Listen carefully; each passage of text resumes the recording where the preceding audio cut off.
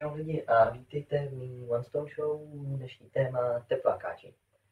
Takže, asi si myslíte, že teplákáči jsou malí pájáci, kteří lítají v teplákových soupravách sem a tam.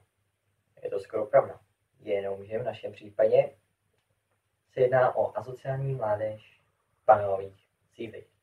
Ano, slyšíte dobře. Takovýhle teplákáči prostě nosí všude teplákový soupravy a proto se nám taky zdály tak zajímavý. Nosí je do školy, doma, na ulici, prostě všude. Kdybyste je pozvali za prezidentem, přišli by tam v teplákách s výmluvou. Je to příjemný. Tak vidíte. Proto se nám zdály dost zajímavý, že o nich uděláme reportáž, tak doufám, že se vám bude líbit a hodně zábavy.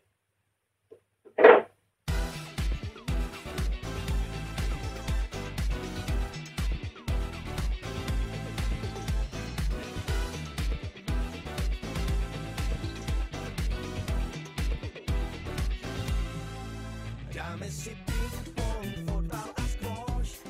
V modrých teplácích si sportsman a poš.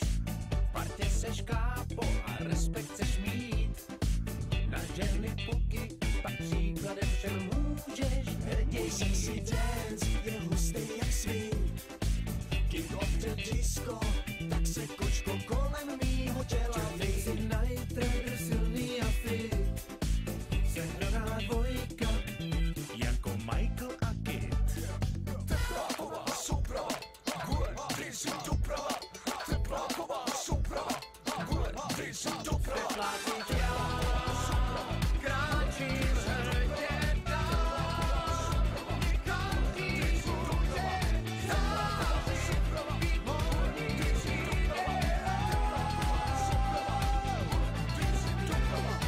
znám jedno místo, tam tepláků ráj.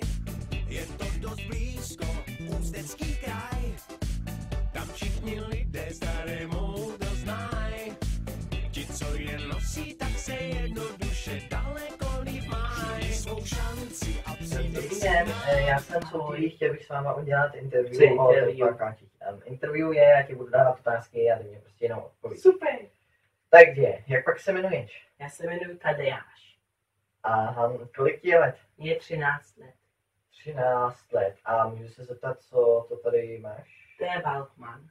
To je Walkman. Takže nám to prosím tě ukaž tamhle do kameny. Takže, tohle je Walkman. S tímhle teplákáči poslouchají muziku. To se v naší civilizaci používalo asi před 100 lety zhruba nějak takhle. Tak, dál. Ty chodíš do školy, kam? Tam do té základky. Jo. Státní. Šíleně moc kamarádů. A kde pak bydlíš? Tady někde? Já bydlím v tom paneláku. Tamhle v tom hezky. A co je taková výhoda takového paneláku? Například, že mám všechny moje kamarády v jednom domě, můžeme tam jezdit výtahem nahoru a dolů, a potom náš pan vrátník přitom chytí dostanu výprask od tatínka. A máš nějaký... Jo, jak jste se dostali k tomu domu?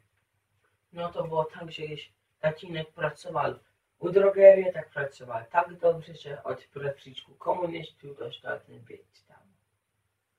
Hezky. A máš nějaký koníčky nebo oblíbené Já hry, žiju světem arsíček. arsíček. Takže ty jezdíš těma autama na dálkový ovládání. Ano, A máš Ovládání. nějaký? Ne. Aha. přeju ještě jedno. A jí má nějaký z tvých kamarádů nějaký? Ano, jeden.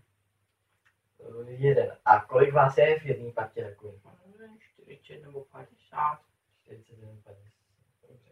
Tak tady vidíte, teplákáči si dělí 50 lidí jedno autíčko. Jak je zhruba veliký? To bylo velký. Takhle. Tak vidíte, tohle si dělí 50 lidí a s ním se snaží nějak strávit čas.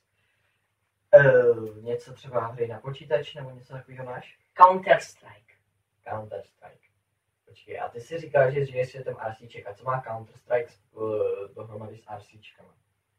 Já si hraju s RCčkama a koukám se na YouTube, na videa a potom hraju Counter-Strike. Aha, chápu. No dobře, tak děkuji ti za tvoje skvělé interview.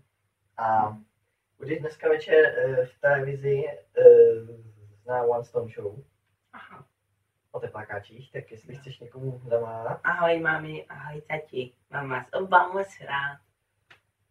To je velice milý od tebe a ještě poslední otázka, kdy ses naposledy měl? Rok, 2, nevím. Dobře, děkuju. Tak, měj se, ahoj. Ahoj. Tak tady vidíte, proč se snažíme vyhnout teplákáčům. Oni se totiž, jak tady říkal náš milý Tadeáš, víc než rok nemijou. To bylo to cítit i na 2 metry. Co pak? Já nesmrdím. No, dobře. Tak já bych řekl, že jsou velice asociální. A to je ode mě vše, Aleš Kubiček, One Stone TV. Vítejte zpět u mě v One Stone Streamu. Jak jste zrovna viděli, Alešovi reportáži, 50 dětí si dělí jedno autíčko, takovýhle autíčko. Já si nedokážu představit, jako já bych to nevydržel. Ale ještě celý jinak chodíte v teplácích. No musí být hrůza. Takže si to všechno shrneme. Takový teplákáč. Bydlí v sídlišti, chodí na státní školu, tatínek dostal byt před 20 lety. Co se týče techniky, někde 1980 zhruba. Co se týče her, katastrofa. Promiňte, ale Counter-Strike 1.6, to je nabití úplně. Kdyby aspoň hrál, já nevím, Call of Duty nebo Minecraft. Counter-Strike. Asi proto, že je to zadarmo. Ale přesto, já bych takovýhle život nevydržel. To musí fakt hrůza, chudáce, lidi s nima musí žít. Nějak co ještě dodat k ním? To je viděli sami. Hrůza. Ještě to jednou radši zhrnu. Takže, teplákáč, neučesaný. Páchne jako hovno. Nosí pořád tepláky a často ho potkáte ve skupinách. No, je potkáte v skupinách. Co nesmíte dělat, když uvidíte teplákáče? Nesmíte ukazovat jakýkoliv věci, které mají hodnotu víc než 100 korun. Ne, že by vám je chtěli ukrást, ale ty jsi boháč. A potom se jich už nezbavíte. Takže prosím vás, choďte jako oni. A říkejte, že máte blbou náladu nebo že musíte jít rychle domů. Protože jinak, nechceš si s náma zahrát s RCčkama? Jo, takže choďte jako oni, když jdete do sídliště. Ale říkejte, že musíte rychle domů. Takže je vám blbě, že se třeba uvidíte zítra. Ale ne teď. Jinak se jich nezbavíte. Tak, to je, doufám, že ode mě vše. Hezký večer. Tepláky, tepláková souprava, gule, dej si doprava. Tepláková souprava, gule, dej si doprava. Tepláková souprava, gule, dej si doprava.